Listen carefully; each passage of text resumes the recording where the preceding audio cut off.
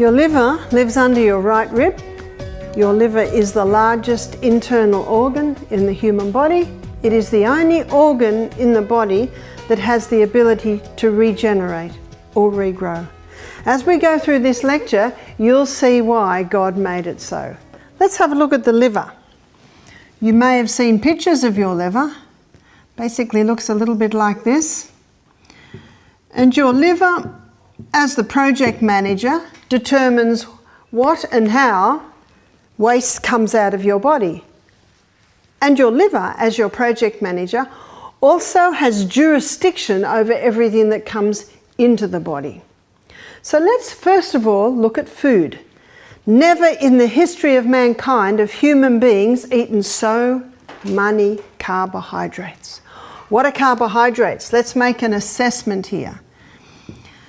Carbohydrates. What would most Australians have started the day with? We know because there's a whole aisle devoted to it. Cereal. Cereal is Aussie's favourite breakfast, and sometimes toast. You can buy bread in every corner shop. It's a very abundant food. And because cereal and bread doesn't take you far, mid-morning, many are going to the cakes, the biscuits, maybe a pie. Australians love their pies. And Europeans have introduced Australians to pizza, another fast food, and pasta, the very popular pasta. I'm a fifth-generation Australian with Scottish descent. I didn't know what pasta was till I was about 18. I don't think there's an Australian today that doesn't know what pasta is. Popular food. Rice. Asians have introduced Australians to rice. Potatoes. My husband's an Irishman. He loves potatoes. And then last and certainly least in nutritive value is the pure crystallised acid that was extracted from the sugarcane field. Would you agree with me? Australians are high carbohydrate consumers. This morning I talked about the gastrointestinal tract. I talked about how it's a hollow tube, and anything that goes into that hollow tube is not part of you or me until it gets broken down to tiny substances and then absorbed into the blood. Well, it is the liver that determines where that tiny substance goes. It is glucose. All of these foods break down in the gastrointestinal tract to glucose. Once glucose gets into the blood, it goes on the M1 main highway straight to project manager. It's called the portal vein. And then the project manager, your liver, determines where that glucose goes. The first place it will send glucose is to the cell. Let's have a look. Here is cell. Glucose gets sent into the cell. When it goes into the cell, it goes through a 20-step pathway. And that 20-step pathway gives us 2 units of energy. And I think we all realise that that's what glucose is for energy. The end result of that 20-step pathway is a chemical form of glucose called pyruvate. Pyruvate is the chemical form of glucose that gets fed into the powerhouse, called the powerhouse because this 8-step pathway delivers to us a whopping 36 units of the big E energy. Whoa, what a difference. And why the difference? The difference is oxygen. This pathway uses oxygen. This pathway does not use oxygen. For the technical amongst us, this is the glycolytic pathway. This is the mitochondria, specifically the Krebs cycle. What a difference oxygen makes. By the way, how are you going to feel if every single one of your 100 trillion cells has got enough oxygen coming in so that it can get down to there? You're going to feel good. We're not going to be able to hold you down. But we're not going to look at oxygen today. We're going to look at oxygen tomorrow. Right now we're looking at the fate of glucose. So number one, the first place that the liver will send this glucose is to the cell to be burnt as fuel. But on a high carbohydrate diet, there is still a lot of glucose left over. And so now, this is specifically the muscle cell, it stores this glucose like a little bunch of grapes. They're little molecules of glucose, and they're called glycogen. Glycogen is a name given to quick-release glucose stores. That is what our body uses on our morning walk. I don't know about you, but when I get up in the morning, I have a few glasses of water and then I go for my morning walk. Do you ever wonder where you get the energy to do your morning walk when all you've had is water? It is your glycogen stores, specifically in your muscle cell. And those glycogen stores in your muscle cell, it's like they're in a prison. They can only be used by your muscle cell. But the liver can store glycogen too. And the glycogen stored in the liver can be used all over the body. So it can be a fantastic reserve supply for your brain. But on a high carbohydrate diet, releasing a lot of glucose, we still have glucose left over. Even when it's been fed through the energy cycle, even when it's been stored as glycogen, and only so much glycogen can be stored, now the body, specifically the liver, sends it over to the most amazing fuel depot in the human body. It's called fat. And in many Aussies today, the glucose keeps coming, and the body, as we talked about earlier, gets into a habit. And shunt, the glucose gets into the habit of all just going over to the fat cells. And what's happening to most Aussies today? They're getting bigger and bigger and bigger. Did you know that we've overtaken America? 63% of Australians are today overweight or obese. So this is the third place that the liver sends the glucose to be stored as fat. This is a fact many do not realise. It was only about 6 months ago, Time magazine, front page of Time magazine, it said, "Butter, why we were wrong on the fat." And a recent Catalyst show said its title was "Fat or Fiction." It is starting to be acknowledged, what I'm showing you today, that fat's not the problem. The problem is this high carbohydrate diet that many Aussies are consuming is being stored as copious amounts of fat. And often when people want to lose weight, they stop the fat. But the fat's not the problem. The problem is this high carbohydrate diet, forcing the body to store the excess as fat stores. And so what happens now is the person's getting big.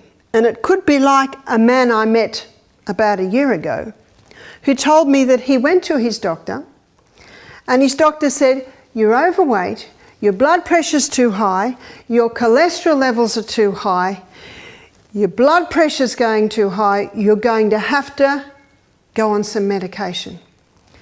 He said, just let me see what I can do first. And the doctor said, "Okay, I'll suggest you stop all fat in your diet."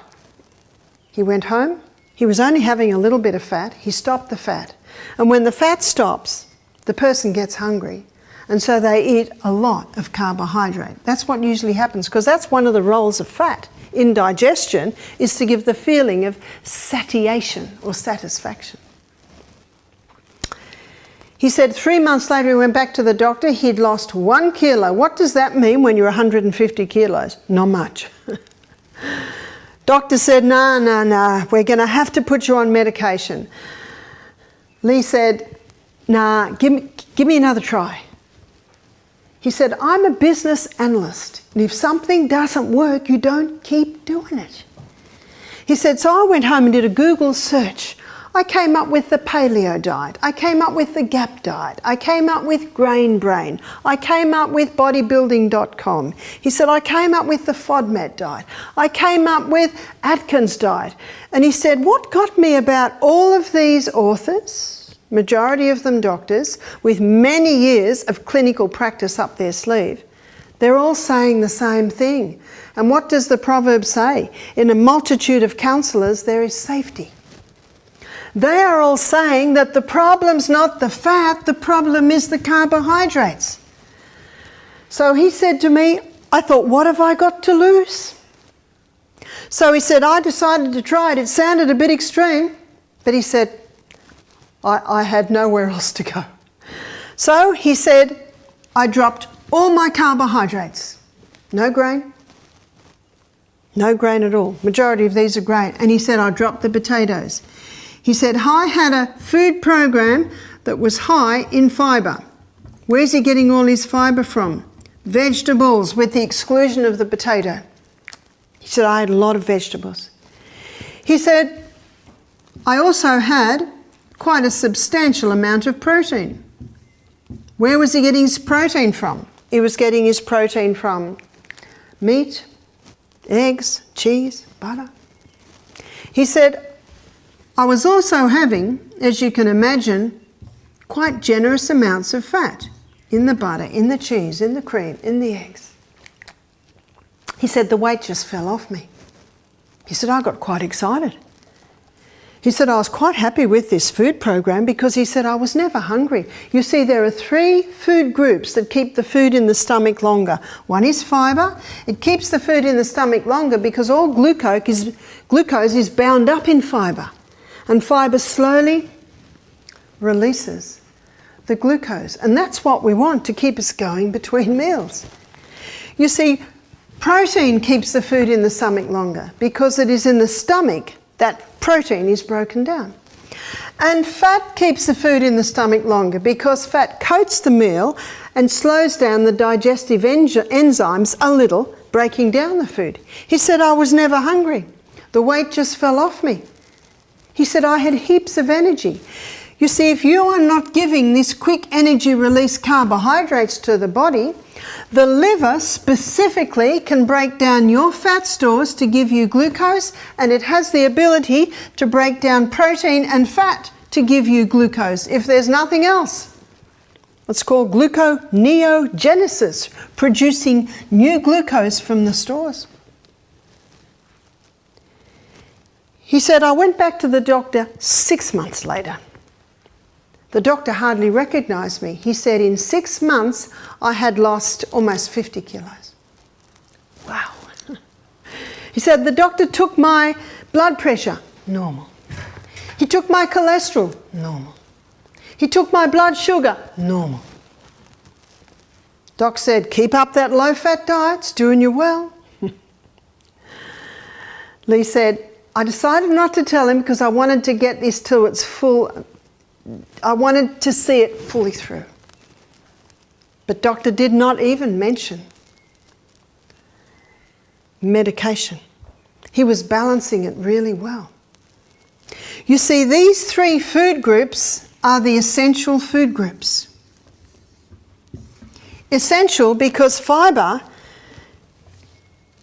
is absolutely necessary for the colon to keep things moving. If things don't move, the body shuts down.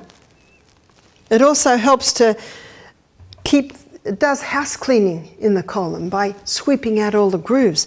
And it is the fibre content or the fibre part of most of your grains where you'll find your B vitamins, essential vitamins. Protein is essential. You see, 50% of the membrane around every cell in the body is protein. In our last lecture, we looked at the DNA, we looked at the crossword bands that are made up of amino acids, a breakdown from the protein that you eat. We looked at the new cell being made from amino acids, which is the breakdown from the protein that we eat. That's a pretty important part.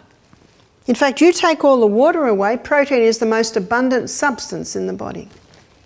50% of the membrane around every cell in the body is fat. Fat is an essential nutrient. This is true for every membrane, even the membrane around the nucleus, the membrane around the Krebs cycle, all 50% fat.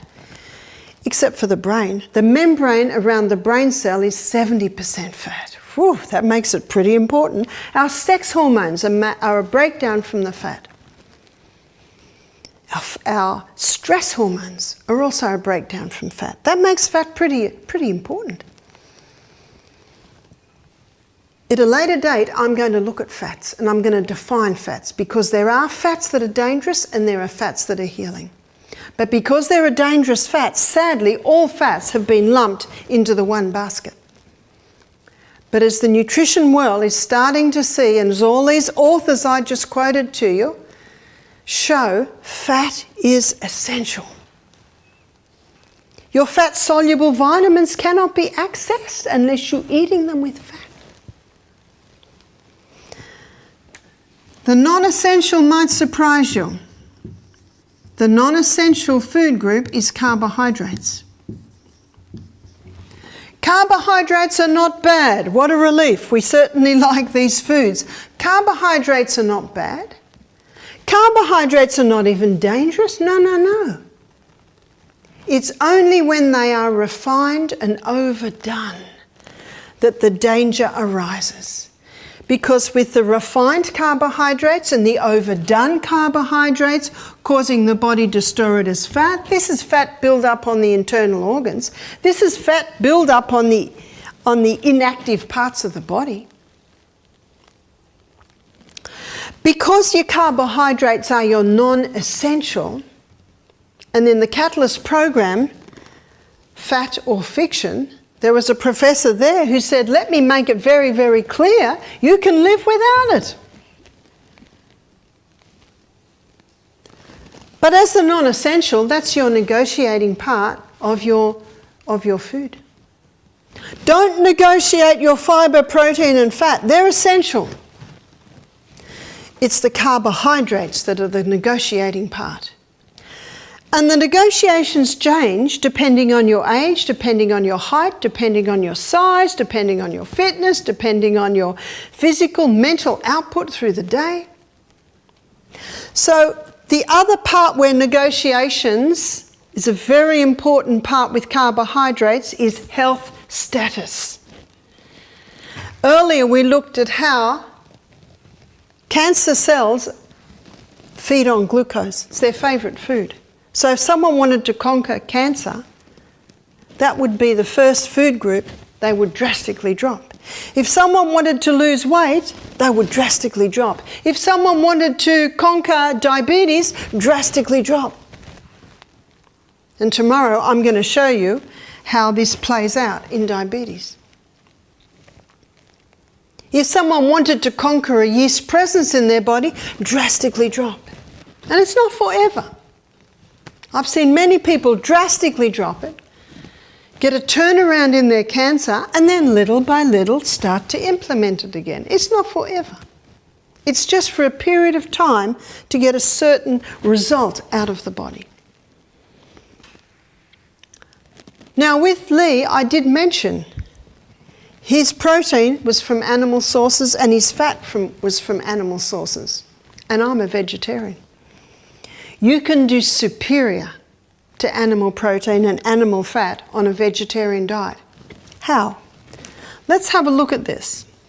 I'm going to show you vegetarian protein here. So we've got the food, we've got the protein content of the food, and we've got the carbohydrate content of the food. And we're going to go to Genesis 1:29, where God tells Adam and Eve the best food. And God said, behold, I have given you every herb-bearing seed which is upon the face of the earth. What's a herb-bearing seed? That's a grain. And we have so many grains to choose from today. We've got wheat, rye, barley, oats, amaranth, buckwheat, millet, quinoa, so many grains. Grains are high in protein and they are quite high in carbohydrate. Let's go to our carbohydrate list and see how many are from the grain department. So we've got grain, grain, grain, grain, grain, grain, grain. So the majority on our carbohydrate list are from the grain department. No wonder they're high carbs. Another herb-bearing seed is the legume. What's a legume? That's your lentil, chickpeas, lima beans, black-eyed beans, cannellini beans, kidney beans, soy, split peas, so many legumes. Legumes are high in carbohydrate and medium to low in carbohydrate.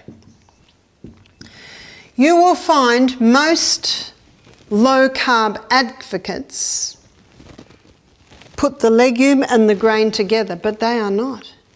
The fact is, legumes are approximately a third the carbohydrate content that you will find in your grains.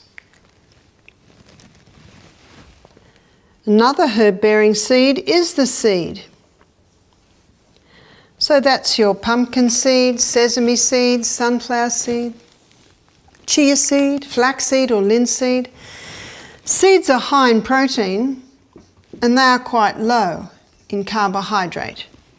And God said, "Behold, I have given you every herb-bearing seed which is upon the face of the earth, and every tree. In the which of the tree is a fruit-bearing seed." What's a fruit-bearing seed? That's your nut. So your nut comes from the fruit of a tree. We live on a wonderful part of the planet. We're the only country in the world that can afford to eat macadamia nuts. Beautiful nut. One lady said, "Aren't they high in fat?" I said, "That's right. Isn't that good? Fat's an essential nutrient."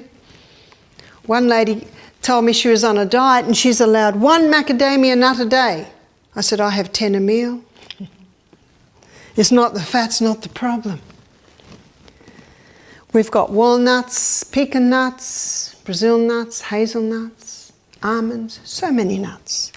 Nuts are high in protein and quite low in carbohydrate. So my suggestion is, with this information, to ensure that you're getting your 3 essentials and to ensure you don't overdo your non-essential, my suggestion is that you increase the legume, nut, seed part of the meal and decrease the grain part of the meal.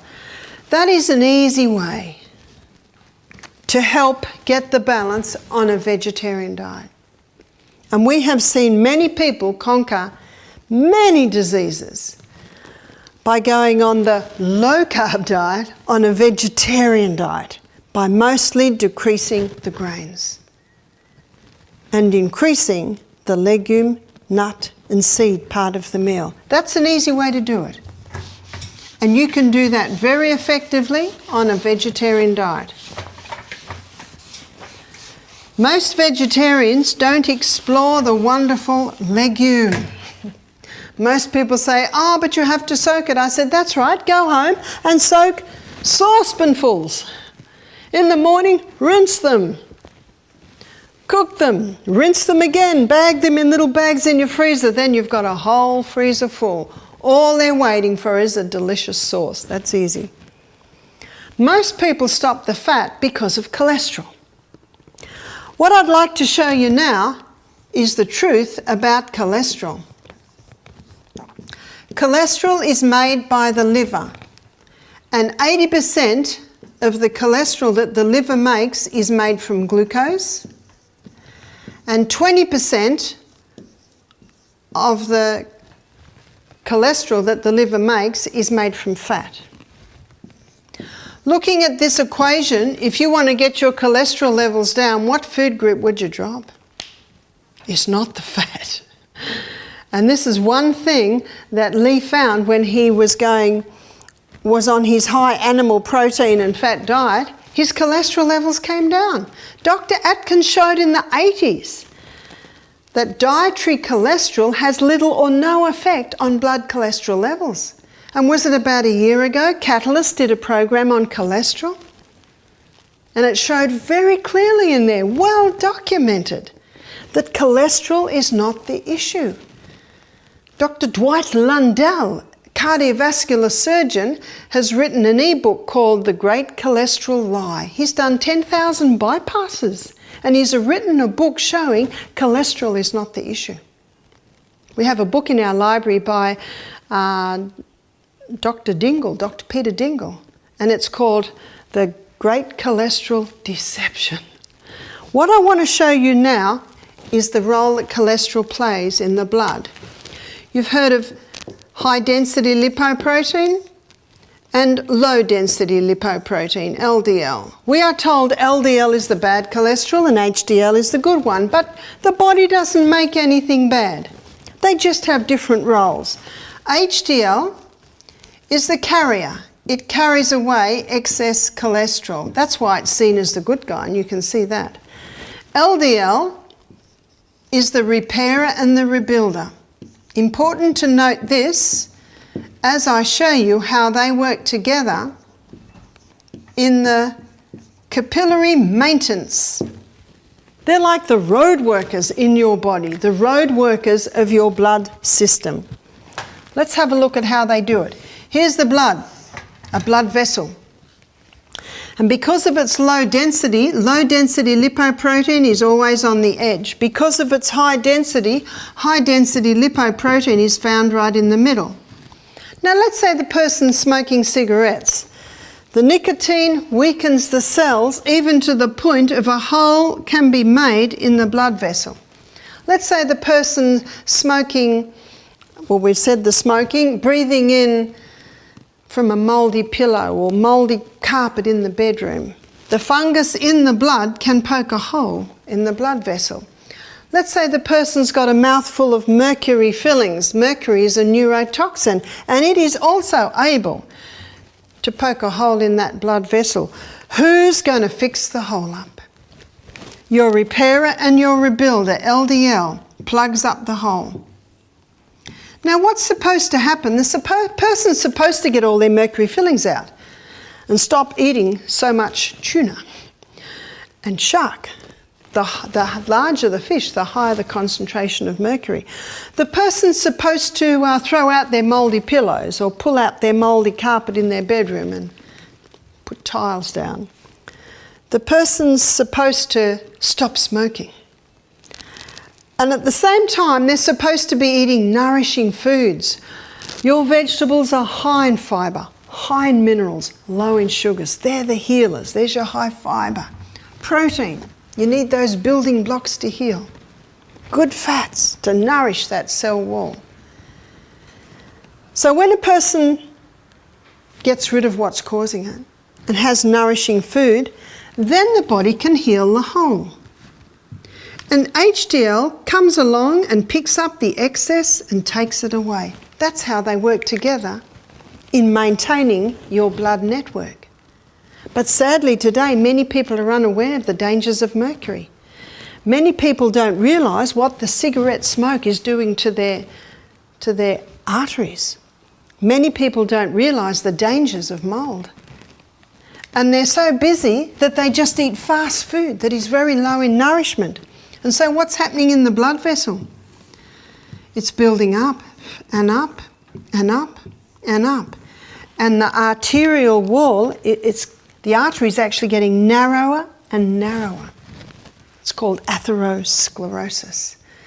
When I used to work in the operating theatre, we did a bypass one day and the surgeon cut out the piece of artery that was all clogged.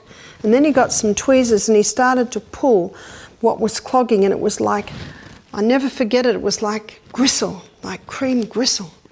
And they say, cholesterol. But you know what we should be asking?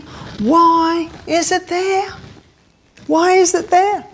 And if the cholesterol levels are high, we have to ask, why is the liver making so much? It will only make it in accordance to the demands on the body. Is it because the body's being damaged for various reasons? Remember, he's the repairer and the rebuilder. And so the person is put on Lipitor or Crestor, which is cholesterol-lowering medication. And that cholesterol-lowering medication blocks the pathway in the liver that the liver uses to make cholesterol. That's how it gets the cholesterol levels down. But that same pathway is the pathway that the liver uses to make coenzyme Q10. Coenzyme Q10 is your heart protective enzyme. So a person can go on Crestor or Lipitor in the hope of preventing a heart attack and actually increase their susceptibility because they've now lost their heart protective enzyme. There's no need to go on that medication. A few more dangerous things that I want to tell you about Crestor and Lipitor, especially Lipitor. Lipitor, one of its side effects is Alzheimer's, dementia, and I don't know anyone that wants to get that. Another side effect is muscle cramping and muscle wasting. No, the human body can heal itself, and it will heal itself if you give it the right conditions, even to the point of balancing out cholesterol levels. So we've made an assessment on what the liver does with the food that comes into it. Now I want to show you what it does to something else a little bit more sinister that comes in, and this is environmental toxins. We are all subject to environmental poisons. They come into the body, they go into the blood, they come up to the project manager, and the project manager often says, oh, this is a nasty, nasty guy. Wrap him up in fat and store him. And so all through our life, when these environmental poisons come in, these fat-soluble toxins are stored in our fat cells. And then the person comes to Misty Mountain Health Retreat. And the person goes through a detox. They only have juices for a couple of days. Not enough glucose to run on.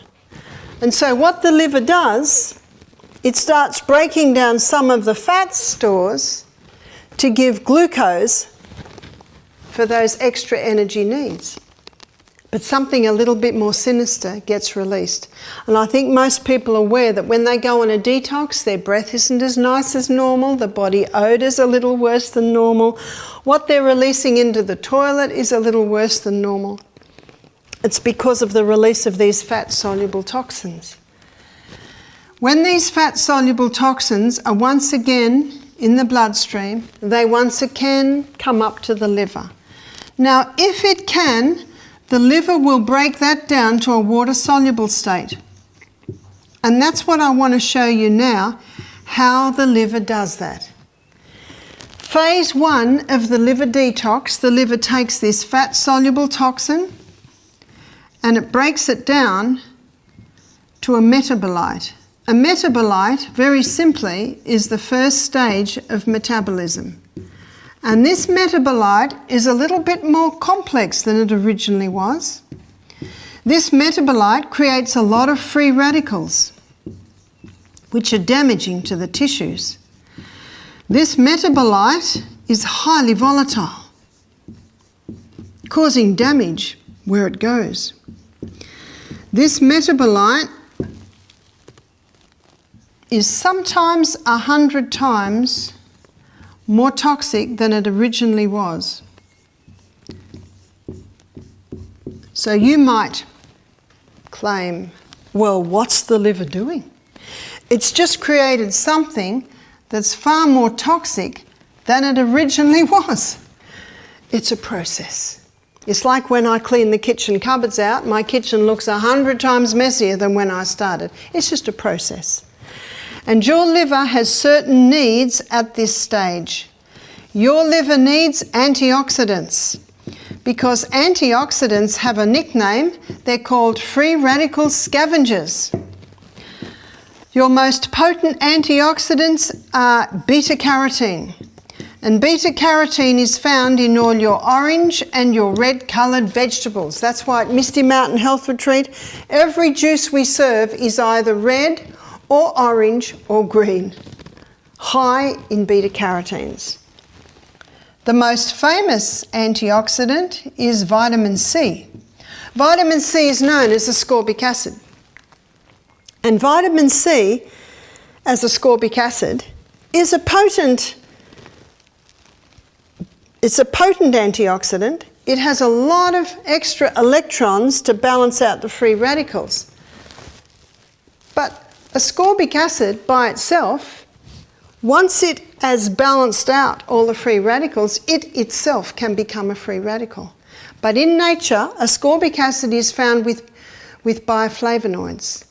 And research now shows that the bioflavonoids are continually feeding extra electrons to the ascorbic acid to protect it from becoming a free radical.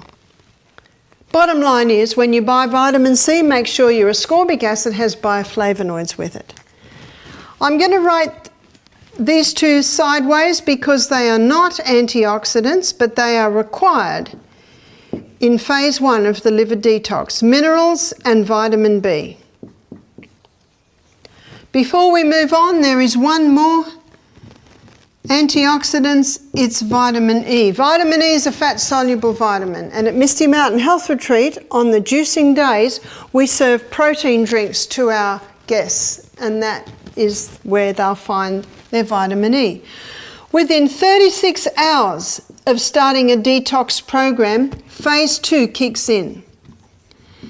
So phase 2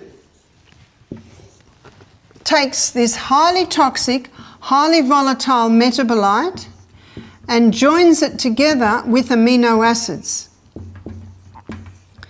The union of this highly toxic metabolite and the amino acids creates the water-soluble state. As a water-soluble state, it can be easily released out of the body, and its symbol is a wave in a box. Phase 3 happens in conjunction with phase 2. So phase 3, the liver takes this water-soluble state and it releases out via your urine, via your sweat glands, and via your colon. They're probably the 3 main areas that this water-soluble state can be released out of the body. This information has only been known since 2002. Any book written before 2002 will not have this information in it. I do not think at the time of his death that Dr. Atkins realised the full effect of his diet. I mean, his book was #1 on the New York Times best-selling list 4 years running. Why? Because people were getting results. But I talked to a Dr. Benjamin in New York, who was Dr. Atkins' patient. He said, I believe if Atkins had read the China study, Atkins would have become a vegetarian, because Colin Campbell shows in the China study the dangers of this high meat, high animal protein, high animal fat diet. And as I showed you previously, you can do it very effectively on a vegetarian diet. So the needs for phase 2 is protein to provide the amino acids. The needs for phase 3 are basically your fats. And in the protein drink that we serve our guests, we put coconut cream in it, so they're getting a very nice fat there, as I'll show you when we get to the fat lecture. What happens if a person goes on a fast and does not supply the amino acids necessary for the second stage of this detox, which begins within 36 hours? Well, if within 48 hours no protein, no amino acids are supplied, the liver can suffer 25% liver function loss. That's your project manager. You don't want your project manager to go down.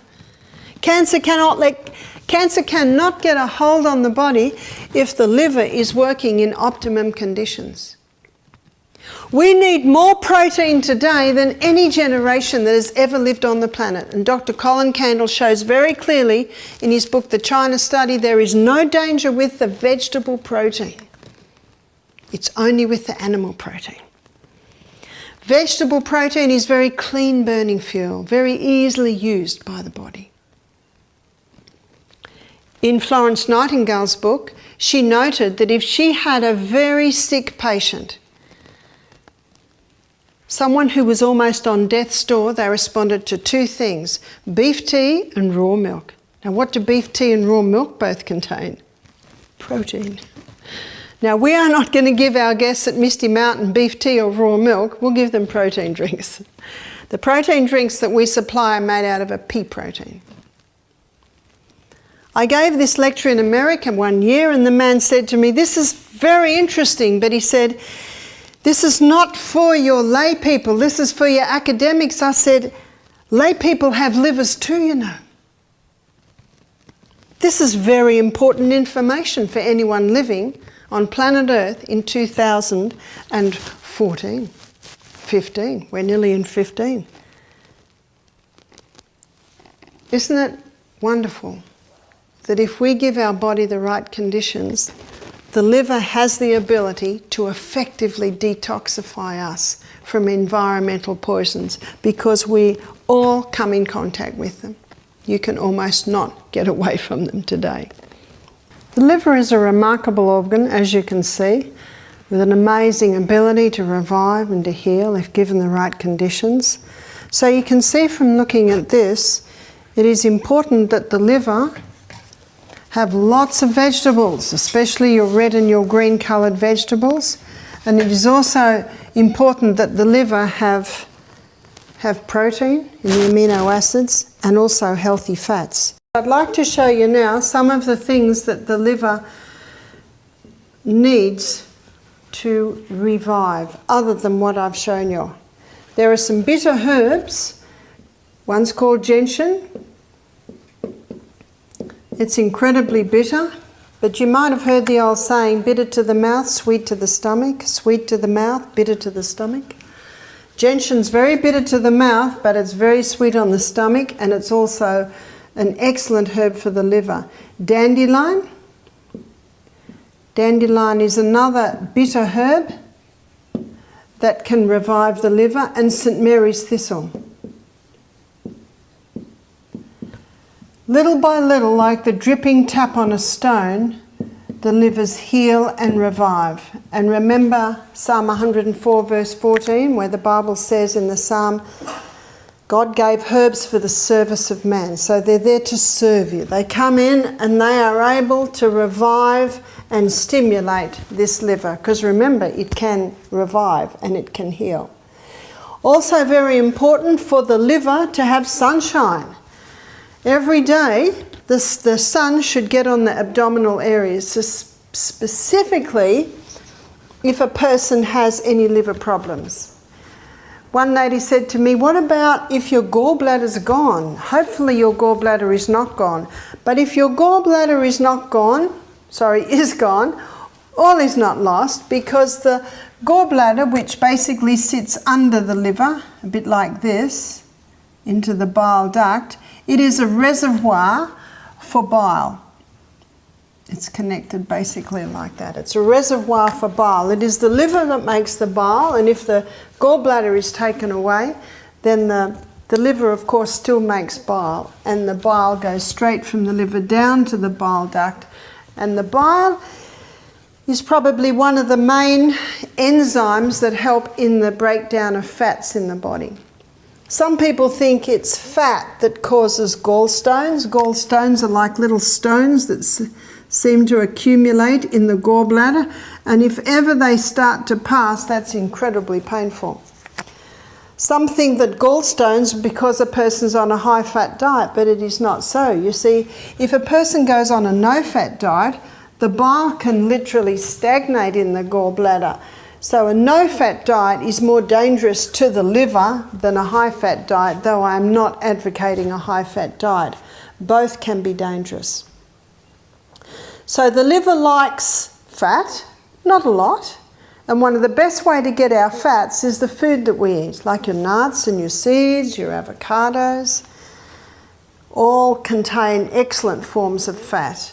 And the only two fats that I advocate that a person be eating freely, and even then in very small amounts, is your olive oil and your coconut oil. Coconut oil specifically is excellent for the liver because it does not require bile. It's the only fat that does not require bile. Dandelion stimulates the formation of bile, as does St. Mary's thistle, as does gentian, because these bitter herbs all get a reaction from the liver. I talked about sun, putting the liver in sun. because the sun stimulates the blood supply to the liver. And if anyone has gallstones or has a liver that's not working well, castor oil compresses can be placed on the liver area.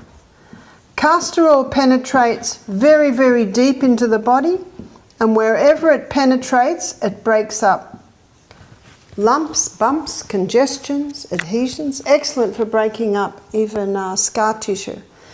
How do you make a castor oil compress? You would get a few layers of cloth, maybe like toweling, moisten it with castor oil. Now that might take about half an hour for the oil to moisten through because castor oil is very thick, and then you apply it to the liver area, which again is under your right rib. Cover that with plastic, and often your clothes will hold it in place.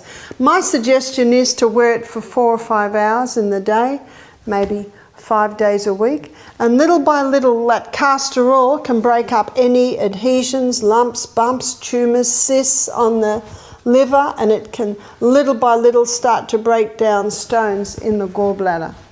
This is of course in conjunction with giving the liver the right conditions in the food groups that I have previously talked about. The things that harm the liver the most are the stimulants.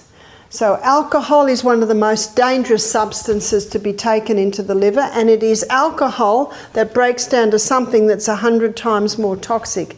That's why alcoholics, the two organs often that go down with an alcoholic are the brain and the project manager. So headquarters, the brain and the liver, the project manager. Cirrhosis of the liver is not uncommon with alcohol abuse. All drugs affect the liver. Remember, he's the master chemist. He's the sieve. Everything that goes into the body goes first through the liver. So the more toxic the substance is coming in, the more the liver is harmed by that. Also, constipation can harm the liver because when the colon's not working well, you get some fermentation happening, putrefaction, that affects the blood, which again has to go to the liver, and the liver's the one that has to deal with that. So you can have a happy liver by giving it the right nutrients, by giving it some bitter herbs, by putting a castor oil compress on it, giving it some sunshine. Make sure that it rests every night. You know, one way that you rest the liver is to not eat at night. When you eat a large evening meal, when you go to sleep, your stomach still has to work, and putrefaction and fermentation happens because digestion is not happening as quickly. And again, any toxic waste that goes into the body has to be dealt with by the liver. You may have heard the old saying that we should have breakfast like a king, lunch like a queen, and tea like a pauper. It is true. Exercise, very important for the liver. Because when you exercise, you increase the blood supply to the liver. When you exercise, your torso moves the liver. And as the liver's moved, it's strengthened and toned to perform its work. We talked about proper diet, dropping the carbs right down, increasing the fibre, protein and fats. Use of water. The liver cannot function properly, it cannot detoxify you effectively unless you are well hydrated. Every single function in the body requires water. So it's vital that a person be having adequate water.